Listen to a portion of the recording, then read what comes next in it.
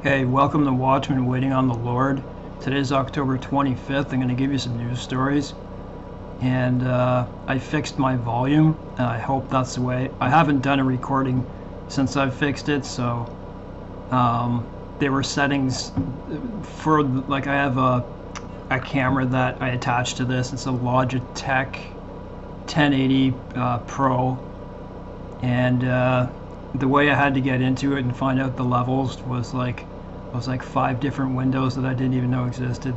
So it's fixed at least. So so I have some news stories for you today. And before I start, above all, today is the day to be saved, because you don't have much time. Look what's happening. And you know, there's a lot of talk about Ezekiel 38 and stuff like that. And when I take a second look at this, it looks like all these other prophecies are you know, gonna happen. But I would say just hold on and wait till you see, like, we have to see all of these countries come together in order for that to happen. So I just say hold on and wait.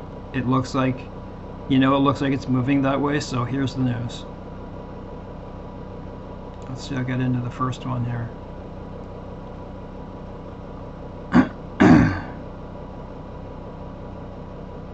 This is War News 24/7. Excuse me, I have to switch it to English first.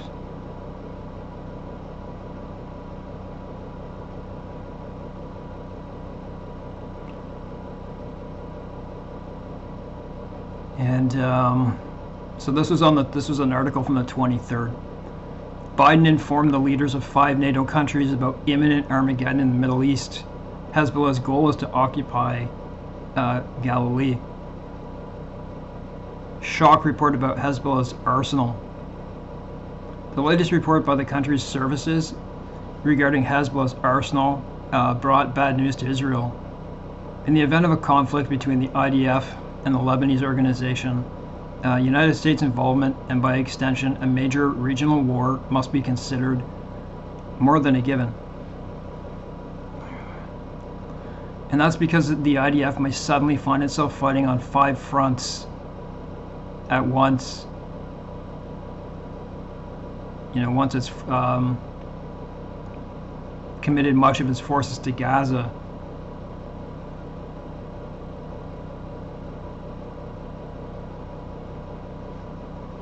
This is why last night, even though it was a Sunday, the U.S. President Biden hurriedly called and spoke with the prime ministers of the United Kingdom, Rishi Sunak, Canadian Prime Minister Trudeau, the French President Macron, German Chancellor Olaf Scholz, and the Prime Minister of Italy, Meloni, on the situation in the Middle East. So when they call those nations together, ask yourself when the last time that happened. I don't even know if that happened in this last conflict in 1973, but to call them all together, I don't know, maybe Korea, World War II.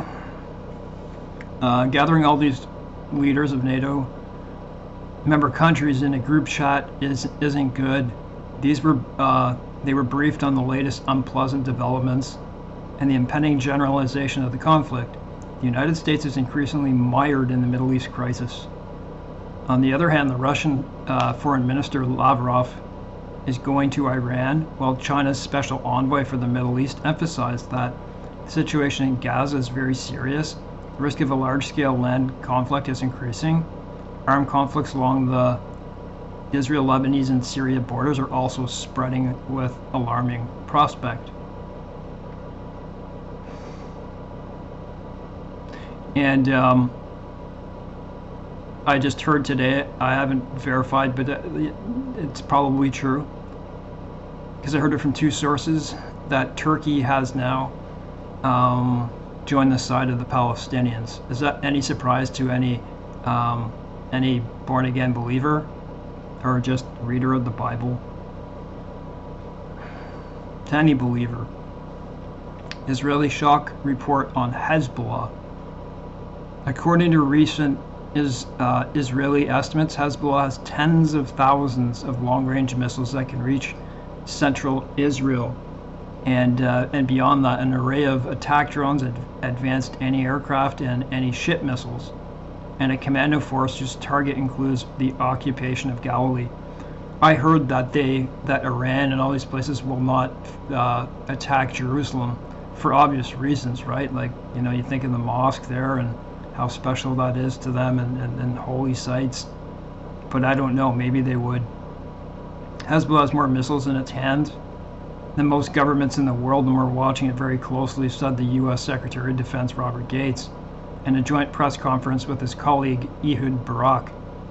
The year was 2010, and since then, Hezbollah has continued to grow stronger.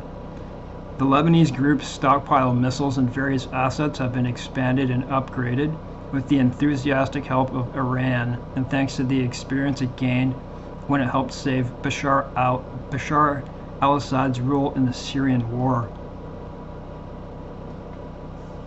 Pardon me, I have difficulty in speaking, so I have to take little breaks.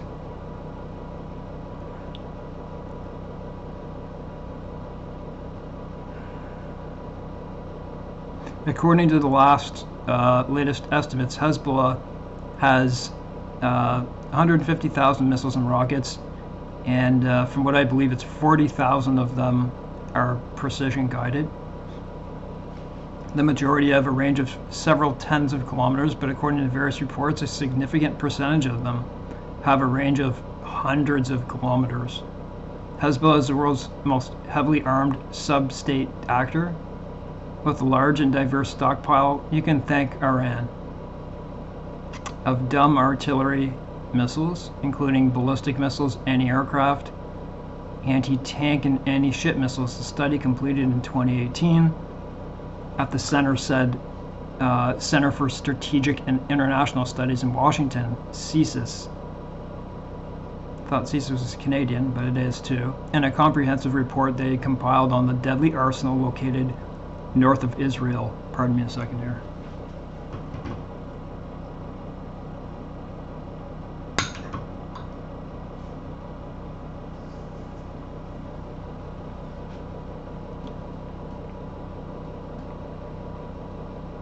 In a conversation with the Israeli media, Haaretz this week, the researchers Shen Sheikh warned that Hezbollah's involvement in Syria raises the fear that the organization has been equipped with standoff missiles that are more advanced than precision-guided missiles, whether they come from Syria, Iran, or Russia. So, right away, I'll say, when they say that, it's quite obvious that the stuff they already have, you can just imagine Russia and Iran trying to sneak through certain weapons, right? You just don't know. According to a recent publication by the National Security Research Institute, Hezbollah has about 40,000 short-range Grad missiles, about 80,000 Far 3 and 5 medium-range Habar and Rad missiles, and about 30,000 long-range Zilzal or Fatah 110 missiles. According to the report, Hezbollah also received a limited number of Scud C and D missiles from Syria. Remember that in Iraq? Remember Iraq fired one at Israel in 1991, the war, Saddam Hussein? I remember that. I grew up in that time. And the U.S. intercepted it, I think. No, actually, it did hit Israel. But it didn't do much, you know, it didn't hit anything significant. Still, you know, like pretty significant. Several hundred Fatah 110 missiles carrying around 500 kilos of explosives, that's like 1,200 pounds, are equipped with precision GPS-based navigation mechanisms and have significant accuracy and destructive capabilities. Let's be honest, we don't know what they all have on top of that, right?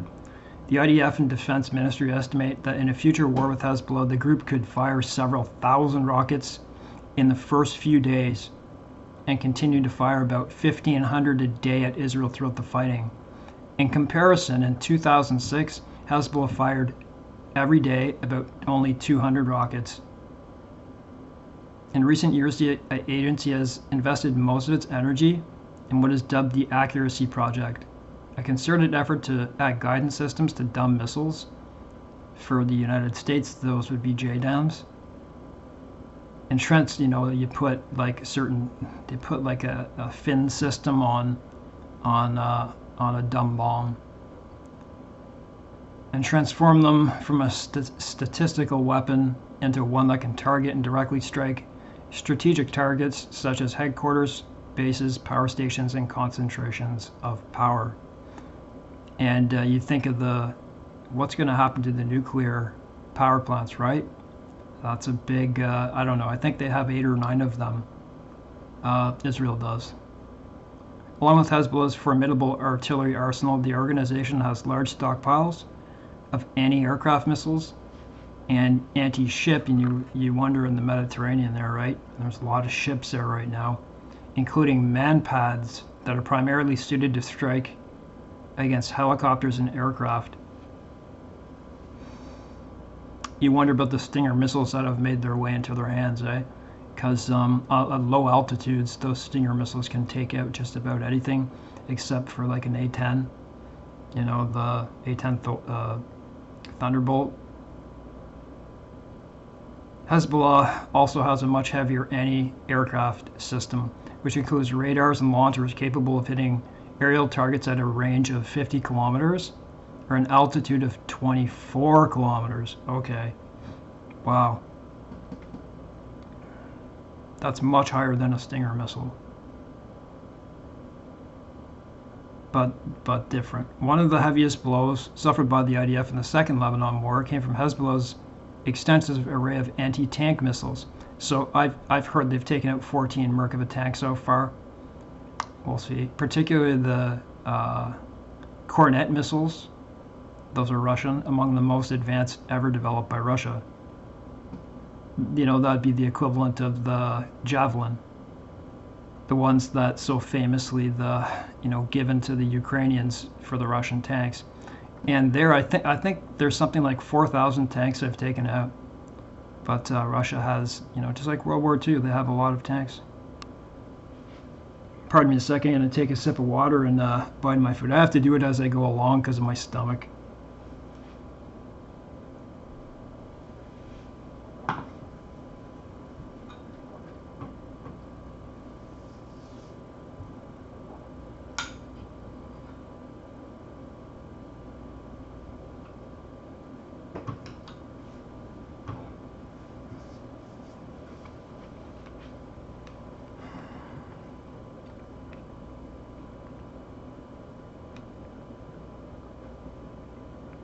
Alongside Hezbollah's massive missile arrays, for 20 years the organization has been developing its own drones, some Iranian and some locally made, capable of carrying weapons under the wings of being used as kamikaze drones with a heavy warhead. So you can imagine, I can order on Amazon one that's probably better than over there. It's that easy now. And people have learned to put parts together and to make their own. There's so many interchangeable parts that you can get. The Alma Research Institute estimates that Hezbollah possesses a total of about 2,000 drones of various types, including civilian drones that have been converted to carry weapons. Like I said, the Radwan Force, the aim to take Galilee. At the same time, Hezbollah maintains a commando unit, the Radwan Force, which will be the spearhead in the event of war with Israel, and may try to conquer the Galilee. In a similar, that's what it says here, in a plan similar to what the Hamas in the south 2 weeks ago. Excuse me. This isn't worded the best way, but the unit has about 2,500 people training in Lebanon and Iran, including parachute and boat training. Many of them gained experience in the war in Syria. The soldiers of the Radwan Force appear to be far more skilled than the average Hezbollah fighter, with training provided by the Sabre and Commandos, battalion of Iran's Al-Quds Force, a branch of the Islamic Revolutionary Guards Corps. In 2018, the IDF uncovered tunnels that cut through the fence that were supposed to allow the force to infiltrate unhindered and attack IDF settlements and outposts deep in Galilee. October 7th, 2023 proved once again that the tunnels are only one way out of many. So there's the map of Hezbollah missile ranges published by the Israelis. So I'll put these in the description box so you can see by yourself, but these are all in like Arabic and you can't change it. So that's it for that story.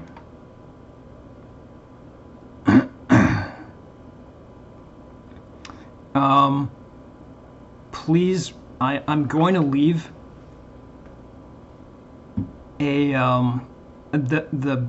such a great, like, this person's imagination was amazing. I'm going to leave in the description box. It's called Beyond the Great Reset. It was made 10 months ago. He's got 2.4 million views. You have to see this. It's so good. You'll watch the thing from the beginning to the end. It's his vision of what would happen with the Great Reset. It's done so well. Please watch that.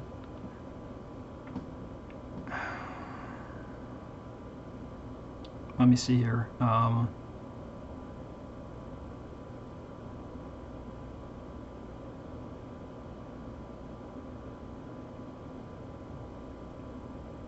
Elderly hostage hell. Okay, so that was 24/7. This is Reuters. It's gonna block me for a second here.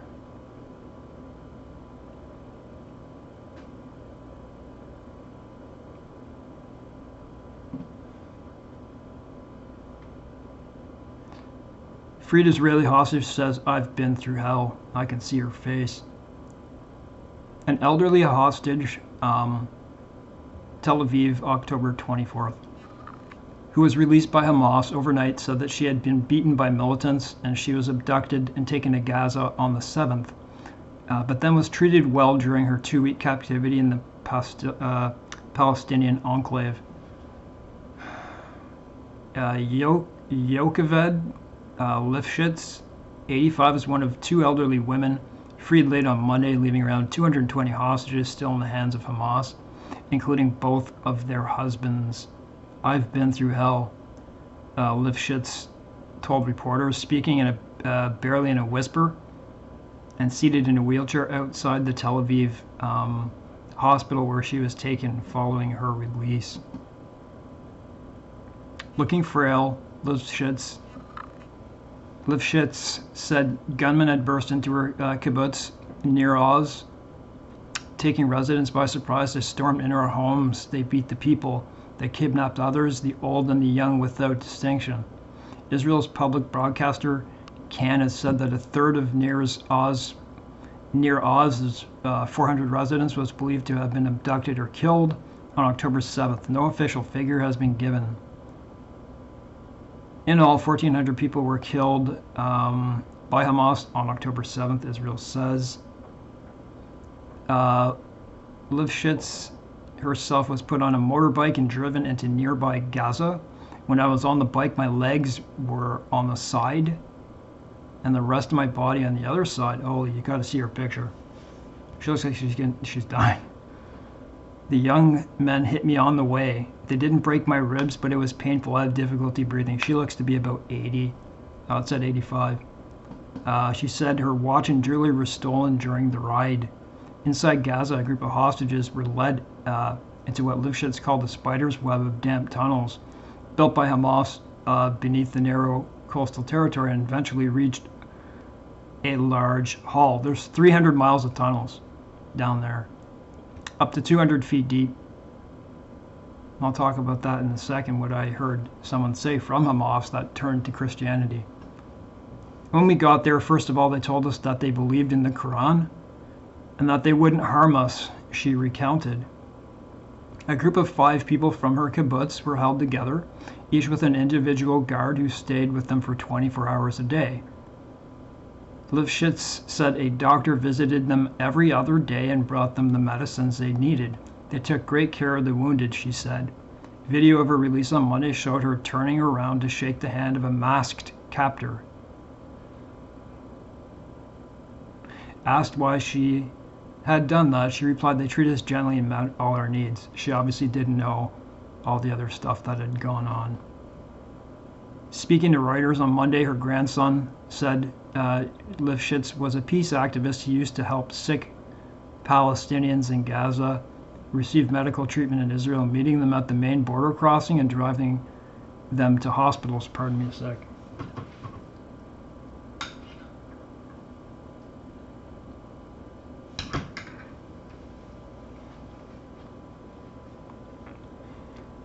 She was critical on Tuesday of the Israeli army for failing to protect southern communities from the Hamas assault, saying the army had not taken the threat of attack seriously.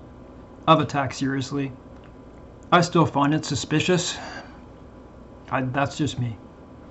We left to fend for ourselves, she said. She added that a costly security fence that was meant to keep militants out didn't do that at all. Hamas so far had released 4 hostages. Israel's military dropped leaflets in Gaza on Tuesday offering reward and protection to any Palestinians who would give them information about the hostages.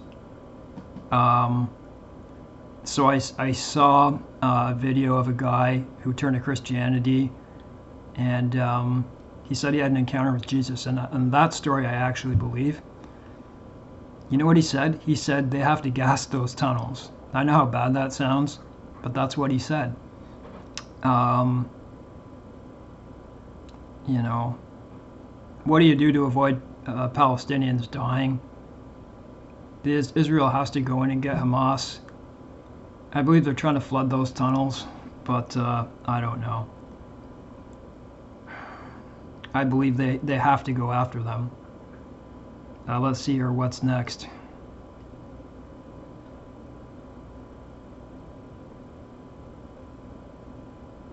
World leaders want a ceasefire.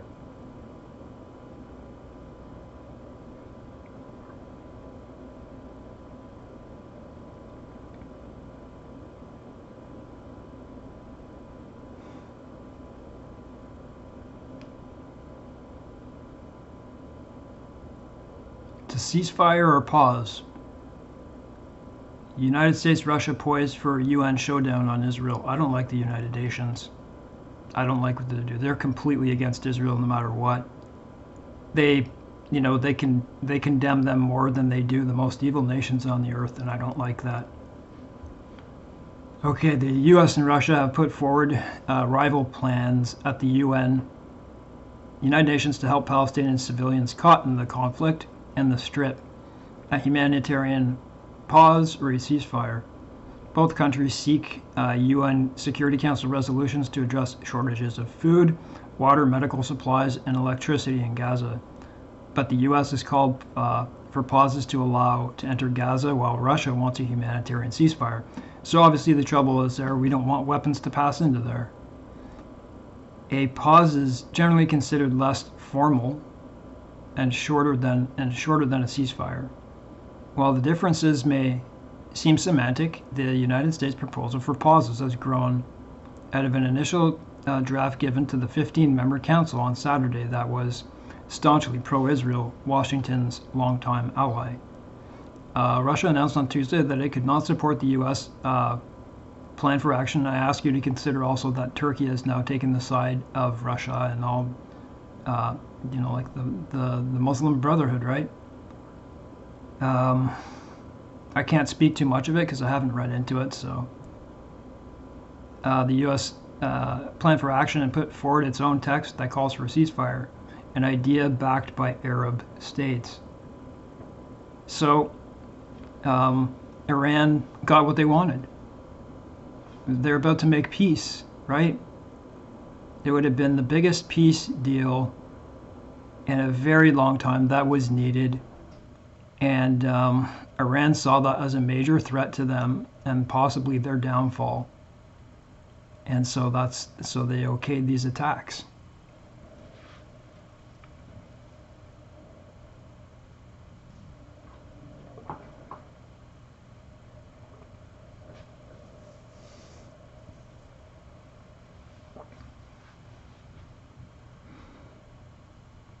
You have to see evil for what it is.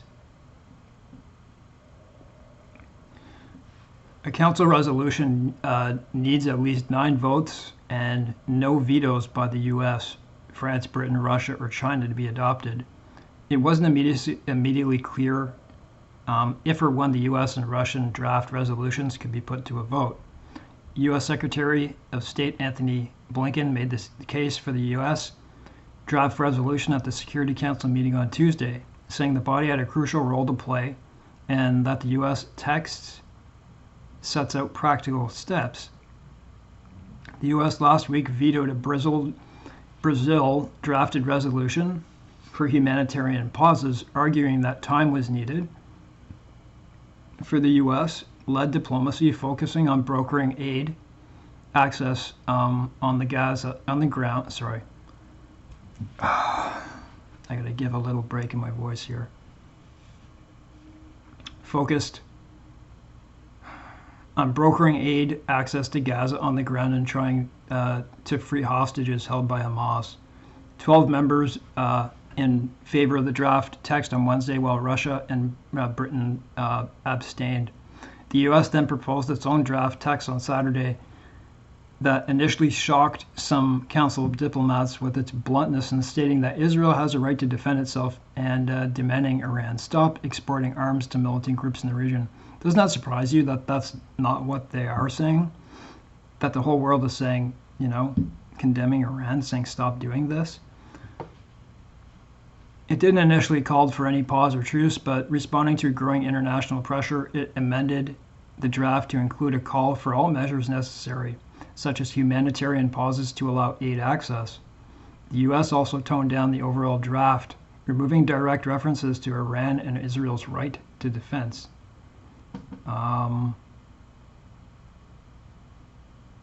Russia alternative, but Russia put forward its own alternative draft resolution on Tuesday after saying it doesn't support the US proposed action, of course. The whole world is expecting from the Security Council a call for a swift and unconditional ceasefire. Russia's UN ambassador, Vasily Nebenzia, told the Security Council, this is precisely what is not in the American draft. Therefore, we don't see any point in it and we can't support it. Russia last week failed to get the minimum 9 votes needed for a draft resolution that called for a humanitarian ceasefire. The draft resolution received 5 votes in favor and 4 votes against, along with 6 abstentions. Nebenzia said on Tuesday that the new Russian text drew on humanitarian language from the US, Brazilian, and first Russian drafts.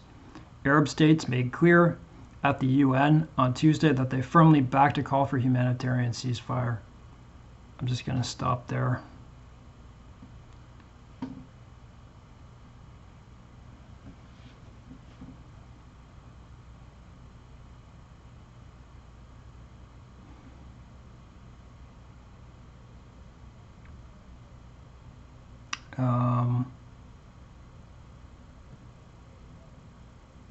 This is RT. Drone strikes on United States. Okay, so there's a lot of strikes on these bases, U.S. bases now. Injured 24 troops. A series of attacks have targeted American outposts in Iraq and Syria in the past week. American troops have been targeted by drones and rockets at least 10 times in Iraq. I heard it's 13 times in 48 hours. That's the latest right now. In Iraq and 3 times in Syria since October 17th, according to Pentagon officials. When is this article? The 25th, 3 in the morning.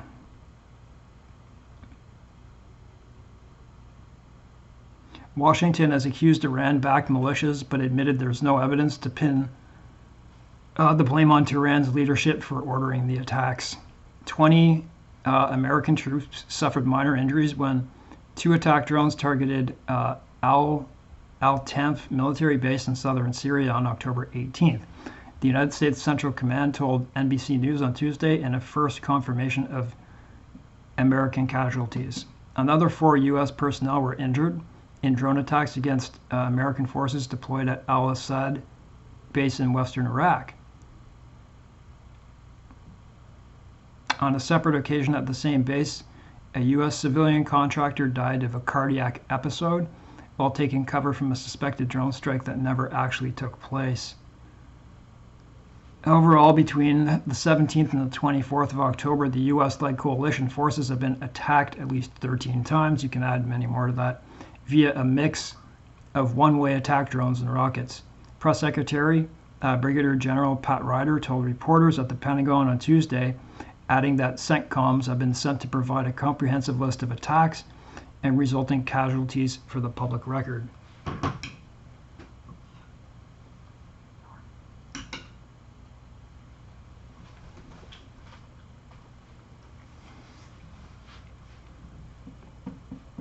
When asked if the Pentagon believes that Iran was responsible for these attacks, the spokesman claimed that we know that the groups conducting these attacks are supported by the IRGC, the Revolutionary Guard Corps, and the Iranian regime. The White House and the Pentagon have indicated they believe Iran was the force behind the recent string of attacks on U.S. bases. Let's be honest. Defense Secretary Lloyd Austin and Secretary Antony Blinken both claimed over the weekend that there was a likelihood of escalation of violence by Iranian proxies. Tehran is actively facilitating these attacks.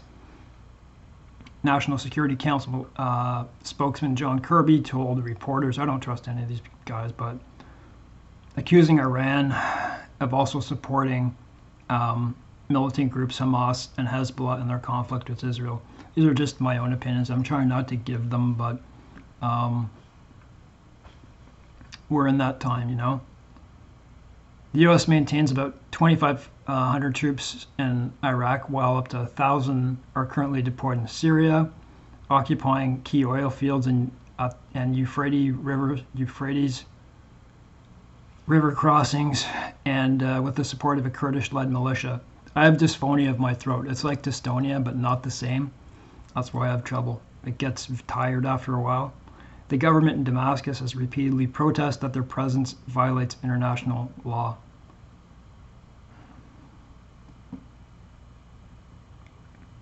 And I'll read one more here. I'll pick one of them.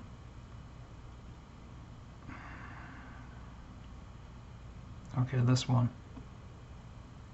This is also from RT, and this isn't surprising, right? You know, you think of, you think the Antichrist, right? It's just perfect right now for him to come in. I don't know who he is, what he's going to be like exactly, because it doesn't say a lot about him. But, all right. Macron wants Western troops to fight Hamas. And you know what surprises me is that, and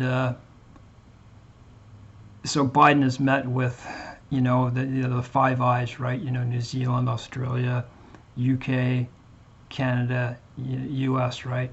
And I talked to a friend about this. We could have a very, I think of the Fifth Roman Empire, and you think of all the things that are happening right now, and just my view on it is that if the Western world, collective world, got together, all Germany, France, all these, there's probably a list of like 40 places, could be more powerful by far than even India, China, and Russia.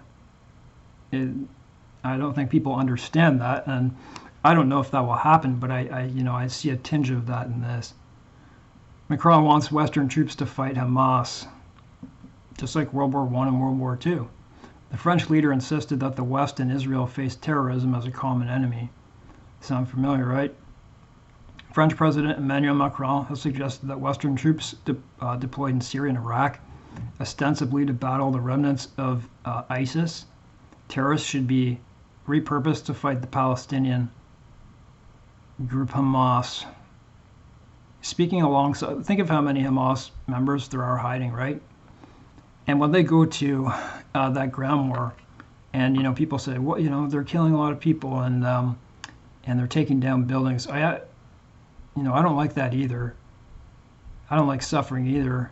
Think of this: when they enter in there, remember Iraq, right? Those buildings and those broken down buildings, bomb rubble. Think of all the snipers there's going to be. Speaking alongside Israeli Prime Minister Benjamin Netanyahu during a visit to Jerusalem on Tuesday, Macron said the U.S.-led coalition includes dozens of countries should take up a new mission against the Gaza-based faction. France is ready for the coalition, which is fighting in Iraq and Syria against ISIS, to also fight against Hamas, the president said. While he didn't elaborate on the proposal at the time, he cautioned that operations against Hamas must be without mercy, but not without rules. Macron's office later issued a statement to Reuters, explaining that the international coalition is currently not limited to operations on the ground, but is also involved in the training of Iraqi forces, sharing of information between partners, and funding foreign counterterrorism efforts. Netanyahu didn't immediately weigh in on Macron's proposal, but went on to label Hamas the new Nazis and said the free world is now engaged in a battle with an axis of evil. Do you know what Hamas means in Hebrew? I ask you to look that up if you don't believe me. It's violence. So you think back to Genesis, I forget what it is, 6, when God's heart was pained and, he felt bad for making mankind. Violence in Hebrew is Hamas. Violence in Hebrew is Hamas.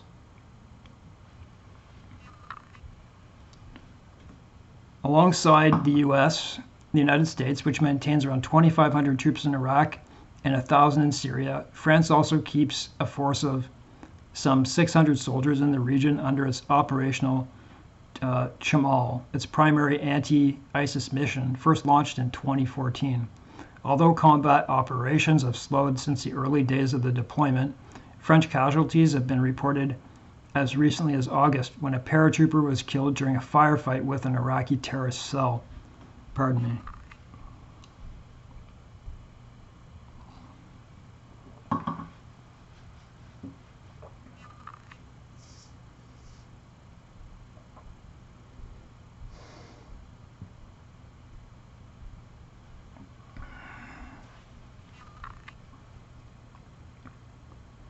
American personnel have also come under fire in recent weeks amid soaring tensions in the Middle East, with at least 13 drone and rocket attacks reported since October 17th, according to the U.S. Pentagon. United States officials have pinned the blame on Iraq-backed militia groups. Tensions have flared across the region amid the latest round of fighting between Israel and Palestinian fighters in Gaza. A deadly Hamas attack earlier this month triggered weeks of retaliatory airstrikes by the IDF, which have left 5,700 Palestinians dead and thousands more injured, according to local officials. The Israeli government, meanwhile, says at least 1,400 people have been killed in Israel in the worst ways, while around 200 were captured during Hamas' October 7th assault. 4 of the detainees have been released since then, but most remain in captivity. And I just wanted to say at the end here, make sure to watch the animated video. That I understand people are very upset, at the bombing of those buildings and stuff like that. But I say to you, like, if you know anything about war, how do you expect for them to get at them? And those buildings that they're taking down, I believe, are the nerve centers. They're the nerve centers. And, so they say to them, go down south. They say to them, go down south, or you're going to be in harm's way. I don't want anyone to get hurt, and so Thanks for watching this today. God bless everyone, and now's the time to get saved. I don't think you're gonna sit and watch this get much worse and worse and worse. Why hold it off? Confess with your mouth Jesus Christ is Lord, but not just that, believe it in your heart and you will be saved. Thanks for watching.